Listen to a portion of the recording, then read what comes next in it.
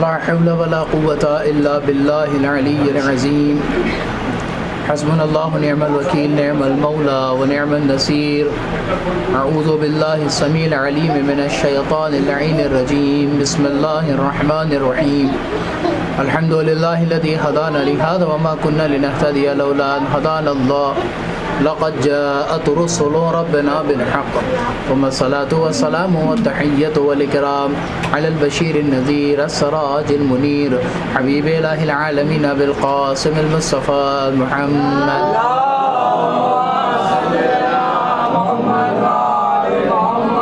صلوات الله عليه وعلى آل بيته الطيبين الطاهرين المعصومين المنتخبين المنتجبين سيما على بقية الله في العالمين وخاتم أئمة المعصومين أرواحنا وأرواح العالمين لتراب مقدمه فداه عجل الله تعالى فرجه الشريف واللعنة الدائمة الباقية على أعدائهم وقتلتهم وغاصب حقوقهم أجمعين أما بعد فقد قال رسول الله صلى الله عليه وآله وسلم ضربة علي يوم الخندق أفضل من عبادة الثقلين صلى الله عليه وسلم محمد وآله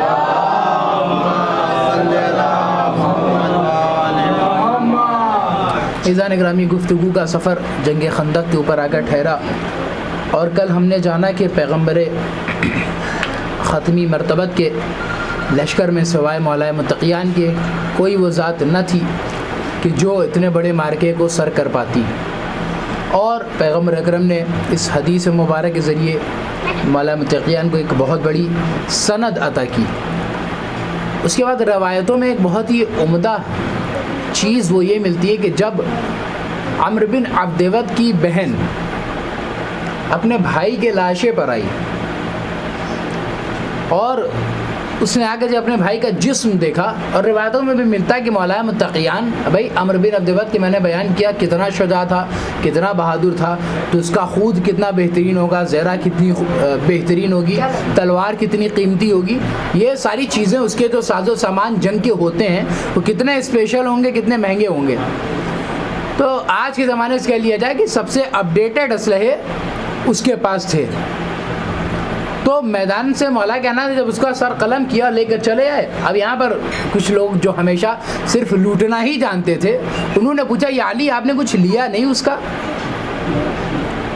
آپ نے کوئی چیز اتاری نہیں اس کے جسم سے، جبکہ ہم تو جب جاتے ہیں، اب یہ بھی تعجب کی بات ہے، ان کو تو یہ بھی سوچنا چاہیے کہ یہ جب جاتے ہیں تو یہ مارنے تھوڑی جاتے ہیں، یہ تو لوٹنے جاتے ہیں، ان کو سامان سے مطلب ہے۔ تو آپ نے کچھ سامان لیا نہیں؟ تو مولا متقیان نے کہا کہ نہیں، یہ میری شان کے خلاف ہے کہ میں کسی کریم، کسی محترم شخص کے جسم کو عریاں کروں اور اس کے ساز و سامان کو اٹھاؤں، یہ علی کی غیرت کو گوارا نہیں ہے۔ اور یہی بات ہے مولا کائنات کا ایک ایسا اب آپ سوچئے کہ اہل بیت نے ہر ایک قدم پر کیا کردار پیش کیا ہے۔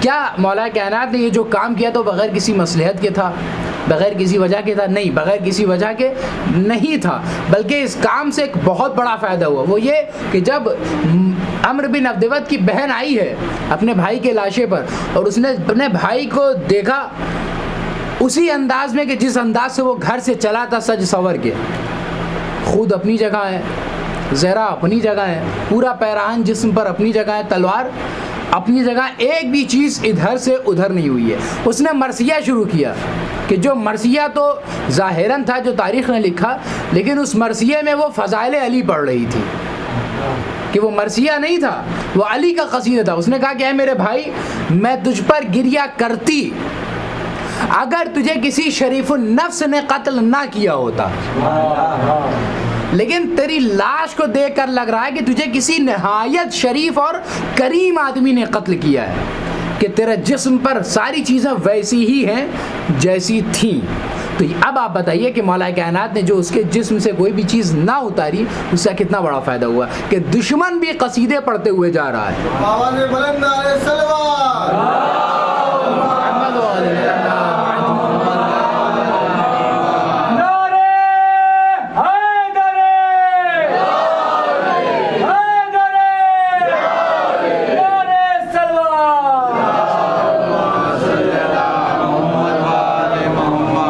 کردار اہل بیت کا ہے کہ دشمن سے بھی اپنی تعریف کروا لینا کوئی ان سے سیکھے۔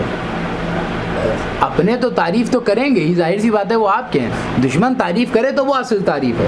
تو یہاں پر عمرو بن عبد الود سگا بھائی مرا ہے، مگر وہ کیا کہہ رہی ہے کہ میں تجھ پر روتی، مگر کسی کریم نے تجھے قتل کیا اس لیے مجھے رونا نہیں آ رہا ہے، بلکہ اس کا قصیدہ پڑھنے کا جی چاہ رہا ہے. یہ کتنا شریف انسان تھا. خیر، یہ 5ویں ہجری میں جنگ خندق تمام ہوئی، اور اب اس میں اور بھی کئی ساری جنگیں ہوئی. اسی سال جنگ مستصلق ہے، اور اس جنگ مستصلق میں بھی کچھ واقعات ہیں جو میں نہیں بیان کروں گا، ورنہ تھوڑے سے اختلافی باتیں ہو جائیں گی، اور اس کو نشر کرنا اس ٹائم بہتر نہیں ہے کہ اس میں کچھ بہت زیادہ مقدس شخصیتوں پہ دین اسلام کی انگلی اٹھ جائے گی. خیر، سفر آگے بڑھتا ہے. پیغمبر کی زندگی کا اور ایک اہم پڑاؤ 6 ہجری میں آیا، وہ ہے صلح حدیبیہ. پیغمبر اکرم نکلے مکے کی طرف جنگ کرنے کے لیے، لشکر آمادہ ہے پیغمبر کا، جنگ کرنے کے لیے پیغمبر گئے. ابھی آپ جب نقشہ اگر کبھی دیکھیں جو مکے اور مدینے کے بیچ کا ہے، تو اس میں جو مقامات آئیں گے تو مکے سے قریب ایک مقام ہے جس کو حدیبیہ کہا جاتا ہے. حدیبیہ دراصل ایک کنویں کا نام ہے کہ جہاں پر پیغمبر ٹھہرے تھے، جس پر بیٹھے تھے. تو اس وجہ سے چونکہ قیام پیغمبر کا اسی حدیبیہ کے کنویں کے پاس تھا، لہٰذا اس صلح کو صلح حدیبیہ کہا جاتا ہے. پیغمبر وہاں پہنچے، اور اب وہاں سے مکے سے ایک قاصد آیا. اس نے کہا کہ یا رسول اللہ، ایسا ہے کہ ہم لوگ جنگ نہیں کرنا چاہتے.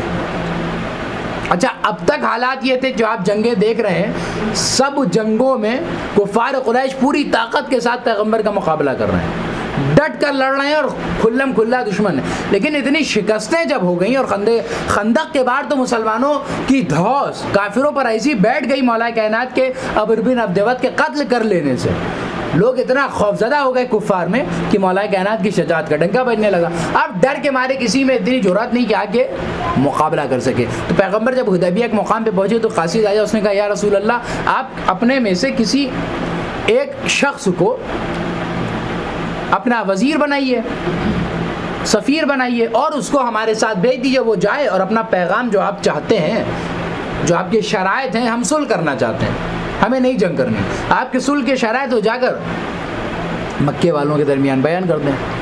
تاریخ کہتی ہے پیغمبر نے پہلے صاحب سے کہا بھئی آپ تشریف لے جائیے، انہوں نے سرے سے انکار کر دیا. دوسرے صاحب سے کہا، انہوں نے بھی انکار کر دیا. الغرض تاریخ کہتی کہ تیسرے صاحب گئے، یہاں پر یہ گئے، انہوں نے انکار نہیں کیا. مگر گئے تو نتیجہ کیا ہوا؟ گئے مکے پہنچے، اور جیسے ہی یہ مکے پہنچے تو چونکہ ان کی پہلے سے ہی رشتہ داری تو ہے ہی، بنی امیہ سے ان کے تعلقات ہیں ہی، وہ ان کے حکومت کے دور میں آپ کو نظر آئے گا کہ انہوں نے کیسی رشتہ داری نبھائی ہے معاویہ کے ساتھ اور بنی امیہ کے افراد کے ساتھ. یہ پہنچے تو مگر وہاں پکڑ لیے گئے تھے پیغام صلح سنانے پیغمبر کی طرف، پکڑ لیے گا. کسی طرح سے وہاں پہ ابو سفیان وغیرہ نے ان کو بچا کے چھوڑا اڑا کے گرفتار ہو گئے تھے. ان کو روانہ کرایا کسی طرح سے، بھیا جاؤ ورنہ مارے جاؤ گے یہاں پر. خیر، پھر وہاں پر دوبارہ ایک قاصد آیا اور اس نے ایک بات کہی، واقعاً وہ حقیقت تھی. اس نے کہا کہ یا رسول اللہ، میں آپ کے درمیان کچھ ایسے لوگوں کو دیکھ رہا ہوں کہ جن سے مجھے محسوس ہو رہا ہے کہ یہ شر پھیلائیں گے، لہذا میں ایسا کرتا ہوں کہ آپ یہیں سے صلح نامہ تیار کیجئے اور ہمارے حوالے کر دیجئے، ہم خود جا کر سنا دیں گے. پیغمبر نے اس بات کو تسلیم کیا. پیغمبر نے صلح نامہ لکھا. اب صلح نامہ لکھنے کے بعد پیغمبر نے لکھوایا کس سے؟ مولا متقیان سے. اور اس کے بعد مولا متقیان نے صلح نامے کو تیار کرا. اس کے بعد جیسے ہی اس نے اس سے پڑھنے کو کہا تو اس میں لکھا تھا محمد رسول اللہ. تو وہ قاصد جو آیا تھا مکے والوں کی طرف سے، اس نے کہا کہ ہم آپ کو تو رسول مانتے ہی نہیں ہیں. بھئی رسول مانتے ہوتے تو جھگڑا کیوں ہوتا آپ سے، صلح کیوں ہوتی؟ تو آپ آتے آرام سے مکے میں حج وج کرتے. لیکن ہم رسول تو مانتے نہیں ہیں، تو یہاں پر جو رسول اللہ لکھا ہے یہ نہیں چلے گا. تو رسول نے کہا یا علی، اس رسول اللہ کو کاٹ دیجئے.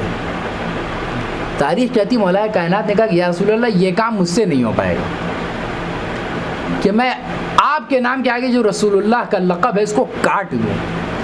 پھر تاریخ کہتی پیغمبر نے خود اس خط کو لیا اور رسول اللہ کو کاٹا. مولا کائنات کا آپ عقیدہ دیکھیے پیغمبر کے اوپر کتنا عقیدہ ہے کہ رسول اللہ کا نام کاٹنا تک گوارا نہیں ہے. اب عجیب امتی تھے کہ ان کے بعد رسول اللہ کے زندگی اور نام تو چھوڑیے پورے وجود کو بھلا کر اپنا ہی آدمی بٹھا دیا ممبر پہ. تو یہ علی کا کردار بالکل الگ ہے. خیر پیغمبر نے صلح کی مگر دوسرے صاحب جو تھے بہت پھڑپھڑا رہے تھے. ان کو یہ کہہ رہے ہیں کہ بھئی ہمیں تو سمجھ میں نہیں آ رہا پیغمبر صلح کیوں کر رہے ہیں اور یہ وہ, یہاں تک کہ باقاعدہ انہوں نے پیغمبر سے بحث تک کر لی کہ یا رسول اللہ آپ کیوں کر رہے ہیں ایسا, کیا ضرورت ہے صلح کرنے کی, ہم جنگ کرنے آئے, چلیے چڑھائی کریے مکے پہ. لیکن وہی ہے کہ آپ پیغمبر کو آگے مشورہ دے رہے ہیں کہ کیا کرنا ہے, جنگ نہ کیجیے, جنگ کیجیے, صلح نہ کیجیے. یہاں تک کہ انہوں نے کئی لوگوں سے بیان کیا, پہلے صاحب سے ہی بیان کیا کہ ہمیں مسئلہ سمجھ میں نہیں آ رہا یہ وہ. پیغمبر نے باقاعدہ دلیلوں کے ساتھ ان کو پھر سمجھایا, پھر بھی ان کے سمجھ میں نہیں آیا. انہوں نے یہاں تک کہ ایک جملہ کہا کہ آج جتنا مجھے رسالت میں شک ہوا ہے اتنا کبھی نہیں ہوا تھا. ہماری تاریخ نہیں ہے, ان کی تاریخ. ہمارے یہاں نہیں, ہمارے یہاں ہوتا تو ہم اس کو بیان نہیں کیوں کرتے کہ بھئی آپ ہم سے سوال کر لیں گے, یہ تو ان کے والے مانتے ہی نہیں. ان کی کتابوں میں کہ آج مجھے رسالت اور دین میں جتنا شک ہوا ہے آج سے پہلے کبھی نہیں ہوا تھا. اور ابن خلدون نے اس بات کو لکھا ہے کہ ان کے اس جملے سے پیغمبر کو اتنی زیادہ اذیت ہوئی اور آپ بہت زیادہ غضبناک تھے اس حرکت سے ان کی, کہ یہ پیغمبر خدا کے ایکشن پر اعتراض کر رہے ہیں کہ آپ نے یہ کیوں کر دیا. تم مسلمانوں تمہاری عقلوں کو کیا ہو گیا ہے کہ وہ شخص کہ جو رسول اللہ کی ذات میں ہی شک کرتا ہو اسے رسول اللہ کا خلیفہ کیسے بنا دیا, کہ جسے خود ذات پیغمبر میں ہی شک ہے.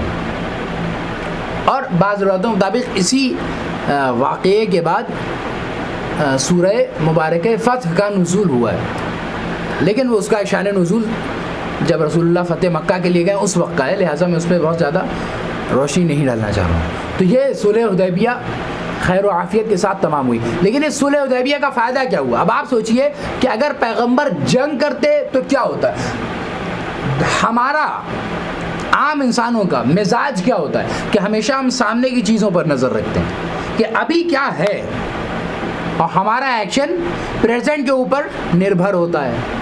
مگر نبی یا امام کا عمل مستقبل کو دیکھتے ہوئے آگے بڑھتا ہے, فیوچر ان کے نظر میں ہوتا ہے. تو اگر پیغمبر جنگ کر لیتے تو کیا ہوتا, اور پیغمبر نے صلح کر لی تو کیا ہوا. صلح کا فائدہ پتہ ہے آپ کو کیا ہوا؟ اب تک وہ لوگ جو رسول اللہ کے نام کے جانی دشمن تھے, اب مکے میں رسول کا نام سکون سے لیا جانے لگا. مکے میں قرآن پڑھنا بینڈ تھا, اب لوگ سکون سے قرآن بھی پڑھ سکتے تھے. مسلمان مکے میں آ جا سکتے تھے, بس حج کی پابندی تھی, باقی کوئی پابندی نہیں تھی. رسول کا نام لیا جانے لگا, قرآن مجید پڑھا جانے لگا, اور مسلمانوں کو تکلیف دینا بند ہو گیا. اب وہ صاحب کہ جو اتنا پھڑپھڑا رہے تھے رسول اللہ کی صلح پر, ان سے پوچھا جائے کہ اگر پیغمبر جنگ کر لیتے تو جو فائدہ صلح کے ذریعے حاصل ہوا کیا وہ جنگ کے ذریعے حاصل ہو پاتا؟ جنگ ہوتی تو کیا ہوتا, جو دشمنی صلح کے ذریعے ختم ہو گئی وہ اور 10 گنا بڑھ جاتی. کیوں؟ ظاہر سی بات ہے جنگ ہوتی تو اسلام جیتتا, مولا کائنات قتل کرتے لوگوں کو, اور اس قتل کرنے سے اور کتنی دشمنیاں بڑھتی لوگوں کے دلوں میں. تو جہاں پر صلح سے کام بن رہا, اور یہ اسلام کا مقصد رہا ہے ہمیشہ سے, کبھی بھی انہوں نے اختلاف پیغمبر اکرم نے نہیں کیا, کبھی بھی پیغمبر کی ذات نے شر کو نہیں پھیلایا, ہمیشہ ڈیفنس کیا. تو جنگ کے لیے تیار تھے, گئے تھے جنگ کرنے, لیکن جب دیکھ رہے ہیں کہ سامنے والا نہیں لڑنا چاہتا, صلح کر رہا ہے, تو اب پیغمبر کی غیرت کو یہ گوارا نہیں کہ آپ تلوار اٹھائیں. جو پیغمبر کبھی بھی مجبور پر حملہ نہیں کر سکتے.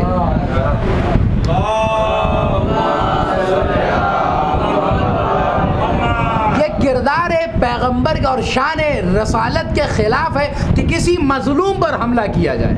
اب آپ کو سمجھ میں آیا کہ علی میدان میں کبھی بھاگتے ہوئے پر حملہ کیوں نہیں کرتے تھے. یہ تربیت پیغمبر تھی, جو مد مقابل آئے گا بس اسی سے لڑنا ہے. یہ کردار اہل بیت نہیں ہے کہ دوڑا دوڑا کے جو زخمی مل گیا تو اسے بھی مارے ڈال رہے ہیں. اور یہی تربیت مولا متقیان نے اپنے بچوں کو دی تھی کہ جب جناب محمد حنفیہ کو بھیج رہے ہیں جنگ جمل کے موقع پر تو مولا کائنات نے کچھ نصیحتیں اور جنگ کے اصول بتائے جناب محمد حنفیہ کو. تاریخ میں آپ دیکھیں تو ملتا ہے, بہت ساری چیزیں ہیں ہمیں نہیں پتہ, لیکن مولا کائنات نے بیان فرمایا اور کہا کہ اے بیٹا جب کوئی جنگ کی حالت میں زخمی تمہیں نظر آئے تو اس پر حملہ مت کرنا, کوئی فرار کرتا ہوا نظر آئے تو اسے دوڑا کر مارنا نہیں. تو یہ کردار اہل بیت ہے. کیوں؟ یہ کریم ہے, یہ شریف ہے, اور شرافت اس بات کا تقاضا نہیں کرتی کہ بھاگتے ہوئے پر حملہ کیا جائے. کریمی کا تقاضا یہ ہے کہ جو بھاگ رہا ہے, جو جان سے امان مانگ رہا ہے, اسے امان دے دی جائے. جس نے فوراً وہی تلوار چھوڑ کے لا الہ الا اللہ کہہ دیا, بس اب علی کی تلوار نہیں چلے گی. کیوں؟ لا الہ الا اللہ امان کے لیے. یہ کردار اہل بیت تھا, جو تربیت مولا کائنات نے اپنے بچوں کو دی, اور جیسی تربیت علی نے جناب ابو الفضل عباس کو دی, تاریخ میں کسی کو ایسی تربیت نہیں دی. کیوں؟ بڑی تمناؤں کے ساتھ پالا تھا, بڑی مشقتوں کے ساتھ مولا متقیان نے جناب عباس کی تربیت کی ہے. اور ظاہر سی بات ہے, جس بچے کو تمناؤں کے ساتھ مانا گیا ہو, کتنی مرادوں کا نتیجہ ہے عباس. علی کتنا چاہتے ہوں گے عباس کو, کتنا چاہتے ہوں گے عباس کو. یہی وجہ ہے کہ جب شہادت کا وقت قریب آیا تو آپ نے اپنے اہل حرم کو جمع کیا اور ایک ایک کا ہاتھ امام حسن کے ہاتھ میں دیتے گئے اور کہا کہ بیٹا حسن, اب یہ تمہارے حوالے, اب یہ تمہارے حوالے, اب یہ تمہارے حوالے. اسی منظر کو جناب ام البنین ایک گوشے سے کھڑی دیکھ رہی تھی اور کہتی کہ مولا جب سب بچے چلے گئے, امام حسن چلے گئے, تو کہا ام البنین رو رہی ہیں. مولا نے پوچھا کہ ام البنین ابھی تو میں زندہ ہوں, رونے کا کیا سبب ہے؟ کہا مولا میں نے ایک چیز غور کیا ہے. کہا کیا بات ہے؟ کہا مولا میں نے غور کیا, آپ نے ایک ایک فرد کا خاندان کی ہاتھ حسن کے ہاتھ میں دیا, مگر میں نے یہ بات محسوس کی ہے کہ آپ نے عباس کا ہاتھ کسی کے ہاتھوں میں نہیں دیا. اب جو علی نے یہ بات سنی, فوراً کہا کہ ام البنین حسین کو بلاؤ. اب جب مولا حسین آئے تو اب جناب ابو الفضل عباس کا ہاتھ مولا کائنات نے لے کے امام حسین کے ہاتھ میں رکھ دیا اور کہا کہ اے ام البنین, عباس کا ہاتھ میں حسین کے ہاتھ میں دے رہا ہوں. اور اس کے بعد حسین سے نہیں بلکہ مولا عباس سے مخاطب ہوئے ہوں گے کہ اے عباس, حسین کا خیال رکھنا. یہی وجہ ہے کہ ایک دفعہ بچپنے میں ایک دفعہ امام حسین نے جب پانی کا مطالبہ کیا ہے اور پانی کے لیے جب آواز دی تو ایک چھوٹا سا بچہ کنویں سے ایک کوزہ لے کر آیا, دوڑتے ہوئے مجمع کو چیرتے ہوئے آ رہا ہے, اور عالم یہ ہے کہ وہ پانی چھلکتے ہوئے اس بچے کے ہاتھوں پر گر رہا ہے. اب یہاں پر مولا کائنات اس منظر کو دیکھ رہے ہیں, اچانک سے رونے لگے. جب صاحب نے پوچھا یا علی رونے کا کیا سبب ہے؟ آپ کو تو خوش ہونا چاہیے کہ آپ کا چھوٹا بیٹا عباس حسین کے لیے پانی کس طرح سے لا رہا ہے. کہیں گے کہ مولا نے کہا کہ نہیں نہیں, تم نہیں جانتے میں کس لیے رو رہا ہوں. میرے رونے کی وجہ یہ ہے کہ میں آج یہ منظر دیکھ رہا ہوں کہ یہ بچہ کس طرح سے حسین کی پیاس مٹانے کے لیے